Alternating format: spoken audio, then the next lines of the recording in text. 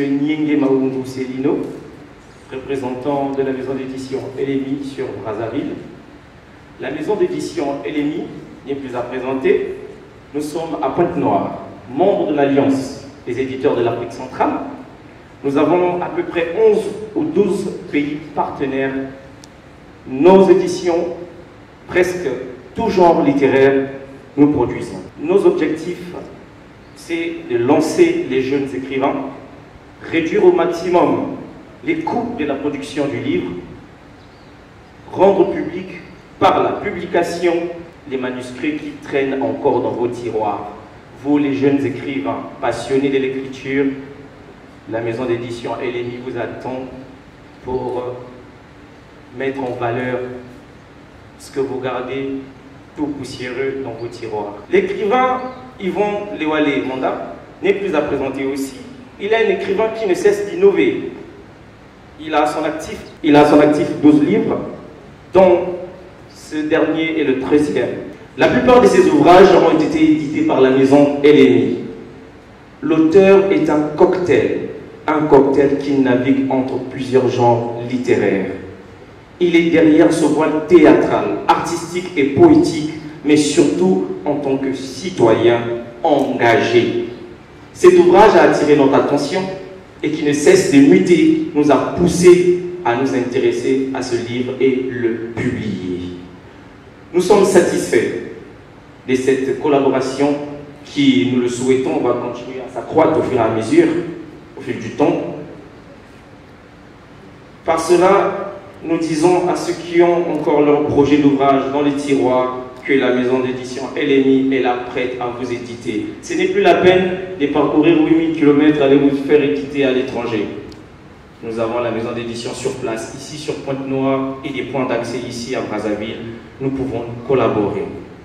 Merci d'avoir répondu présent à cette invitation et j'espère que vous allez découvrir tout à l'heure ce que M. Lewale cache dans son ventre, parce que c'est un brillant écrivain. Mesdames, Mesdemoiselles, Messieurs, distingués invités, c'est avec un réel plaisir que je prends la parole du haut de cette tribune pour décortiquer en votre faveur cette œuvre littéraire, je cite, L'appel au devoir patriotique. C'est un honneur, je l'avoue, que l'auteur me fait en ce jour de pouvoir procéder à la dissection anatomique de son 13e ouvrage. Cet auteur, vous avez deviné, c'est bien le poète, écrivain, dramaturge et metteur en scène congolais Yvon Wilfrid Lewale Manda. Voici comment se présente l'ossature de cette critique livresque. La première partie, nous aurons l'étude du paratexte. Deuxième partie, critique proprement dite. Troisième partie, appréciation. L'appel au devoir patriotique. C'est un livre de 295 pages, publié aux éditions LMI, comme nous l'avons suivi en amont, en juillet 2025. Sur la première de couverture, nous voyons une image très symbolique. Il s'agit de l'auteur vêtu en costume, se tenant debout, fièrement et avec respect à proximité du drapeau tricolore vert, jaune, rouge. La scène se déroule à l'ambassade de la République du Congo en Suède, en marge du Festival international de théâtre auquel l'auteur a pris part en juillet et août 2019 à Stockholm, la capitale suédoise. Juste après cette image donc, nous avons le titre qui est écrit en gras, L'appel au devoir patriotique. La dernière couverture, quant à elle, nous présente, si on le voit bien, un résumé du livre et une biographie synthétisée de l'auteur. Il figure aussi une photo format d'identité de l'écrivain. Et tout en bas, l'angle de couvre le numéro ISBN que porte l'ouvrage. Vestiges, poésie, édition LMI, Pointe-Noire Congo, juillet 2022. Hécatombe et remontada, théâtre, édition LMI, Pointe-Noire Congo, janvier 2021. Du chaos du coronavirus à l'éclosion d'un nouveau monde. Anthologie, édition LMI, Pointe-Noire Congo, juillet 2020. Le diagnostic du monde, théâtre, édition plus, Paris-France, novembre 2019. L'ailleurs, poésie, édition LMI, Pointe-Noire Congo, avril 2018. Mon patron n'est pourtant pas un blanc. Théâtre, édition Cana, Paris-France, juillet 2000. Ce livre est le premier roman d'Yvan Wilfrid Lewale-Manda. En le parcourant, vous allez découvrir que c'est un roman autobiographique, mais pas que. Car ce livre est également un essai historique, social, économique et politique de la République du Congo, la patrie de l'auteur. En outre, ce livre est poétique et dramatique. L'agencement séquentiel des événements relatifs à la vie de l'auteur qui s'imbrique et s'interpénètre avec les faits historiques de son pays, ses péripéties relatées de manière héroïque et sublime, fait de cet ouvrage une épopée.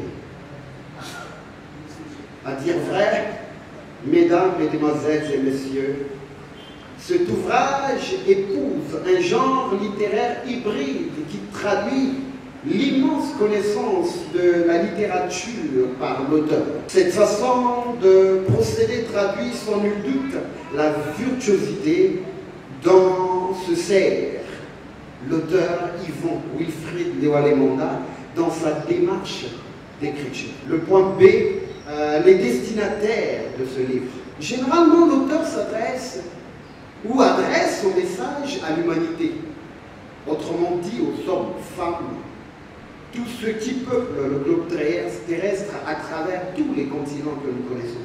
Cependant, les destinataires singuliers de cet ouvrage sont les compatriotes de notre écrivain, nous, les Congolais, de la République du Congo. S'en approprier et l'acheter aussi pour sa famille, ses voisins et ses amis. Une fois la lecture terminée, ce livre vous incitera à l'action. L'action pacifique et laborieuse pour l'intérêt général de notre beau, riche et paisible pays, la République du Congo. Tel est le sens du devoir pour la patrie. Outre les Congolais, d'autres citoyens du monde, africains, européens, asiatiques, américains, peuvent se procurer de cet ouvrage, d'où ils tireront l'inspiration et le substrat en vue d'un épanouissement holistique de l'humanité. En sa qualité de théoricien et praticien de la littérature, Yvan Wilfrid Lewale-Manda nous offre ici en même temps un roman autobiographique, un essai historique, socio-économique et politique de la République du Congo. Par la maestria de sa plume, il nous sert également une épopée sur un plateau doré. À chacun de nous gaver avec modération. Alors que personne ne sorte de cette salle de conférence, sincèrement, sans son exemplaire, sans l'exemplaire de ce livre. Parce que croyez-moi, c'est de la nourriture spirituelle qu'il y a là. Vive la littérature congolaise qui s'enrichit avec l'apport de cet opus. Vive l'alternance démocratique au Congo, en Afrique et dans le reste du monde. Bravo à mon très cher Yvan Wilfrid Lewale-Manda d'avoir engendré ce chef-d'œuvre, l'appel au devoir patriotique. J'en ai terminé et je vous remercie.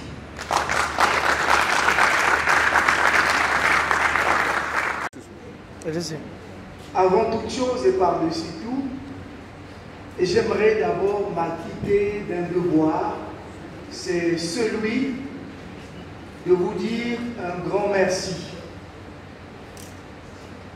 Un grand merci de ce que, en ce jour ouvrable, en cet après-midi, vous avez mis de côté vos préoccupations capitales pour pouvoir arriver en ces lieux afin d'échanger avec l'auteur.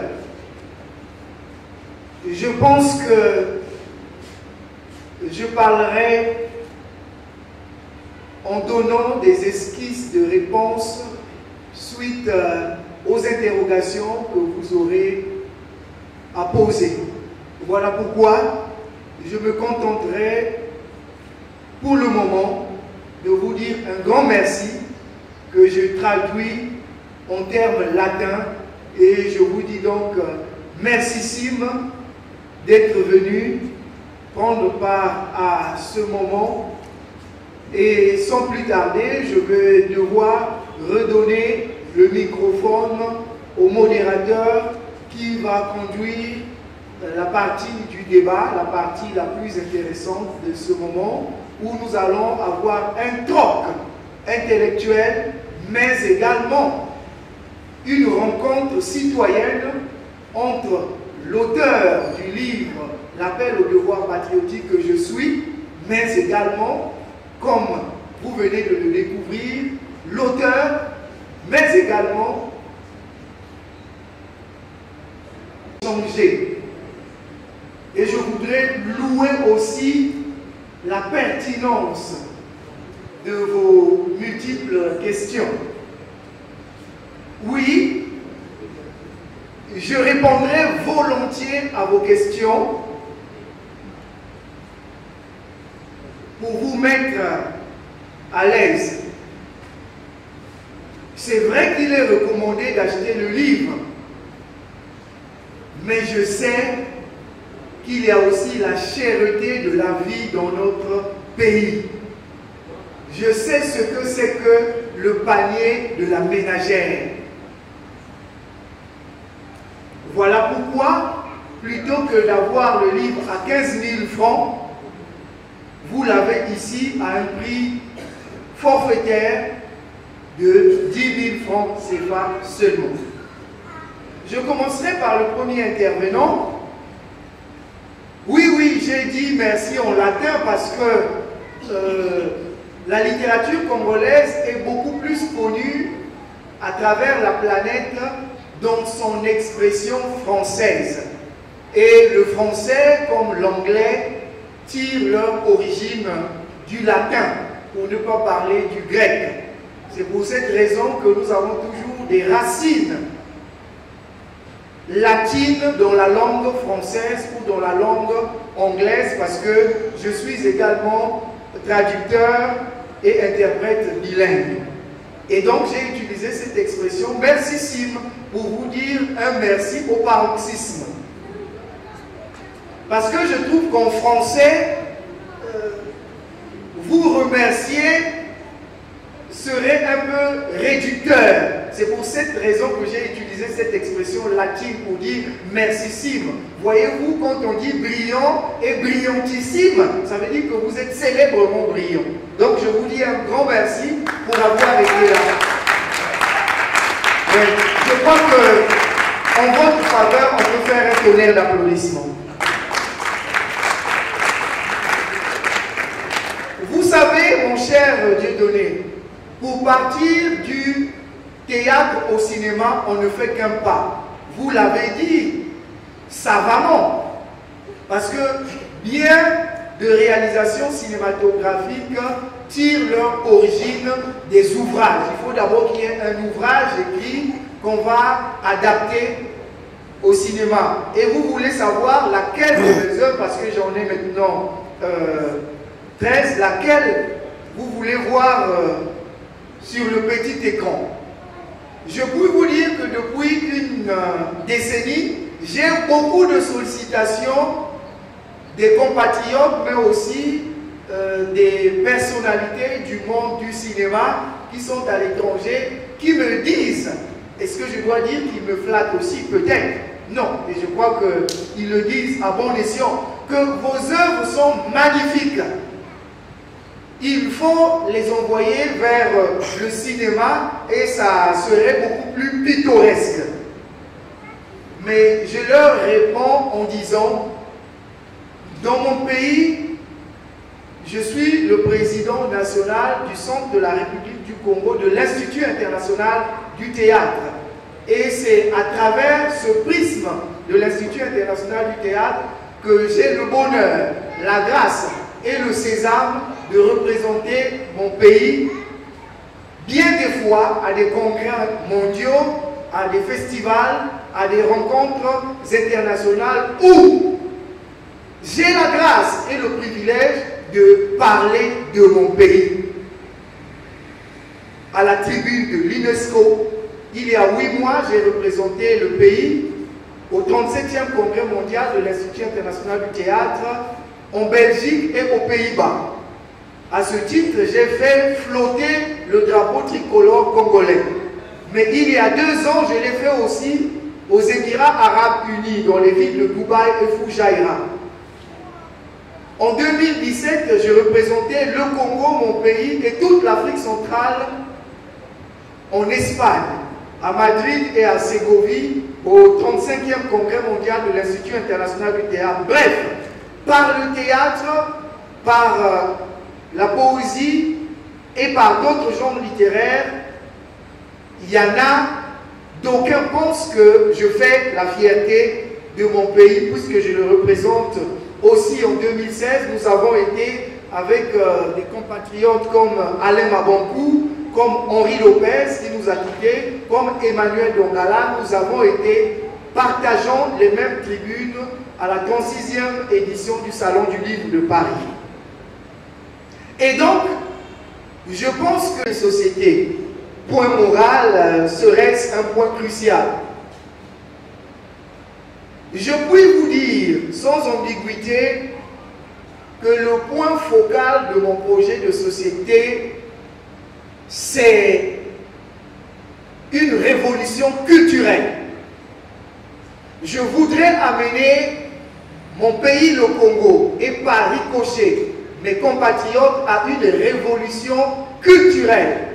Parce que toutes les civilisations du monde, toutes les grandes démocraties, tout projet de développement d'une nation part de la culture.